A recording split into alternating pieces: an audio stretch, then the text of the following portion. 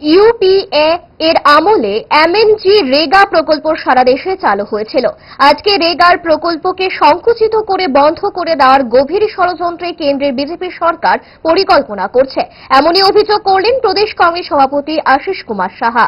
সারা দেশব্যাপী কৃষকদের জন্য, শ্রমিকদের জন্য, যে শ্রমিকদের জন্য আইন করে এমজিএনরেগা এটা সারা দেশে চালু হয়েছিল এবং দেশের অর্থনীতিতে একটা বড় ধরনের যে উন্নয়ন আমরা পরিলক্ষিত করেছিলাম এই রেগার প্রকল্পের মধ্য দিয়ে।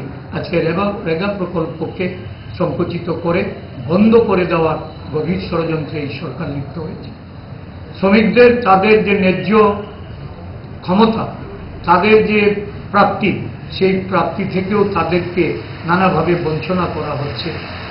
রাহুল গান্ধী এই দেশের বিভিন্ন স্তরে শ্রমজীবী মানুষের সঙ্গে কথা বলে কৃষকদের, শ্রমিকদের তাদের জীবনযাত্রার যে মান, তাদের কর্মপদ্ধতি সম্পর্কে অবহিত হয়ে আগামী দিনগুলিতে জাতীয় কংগ্রেস এই শ্রম আইন, কালো শ্রম আইন, কালো কৃষি আইনের বিরুদ্ধে লড়াইয়ের জন্য কংগ্রেস নেতৃত্ব, কংগ্রেস কর্মীদেরকে জেলায় জেলায় তাদেরকে প্রস্তুত করার জন্য যে আহ্বান রেখেছেন।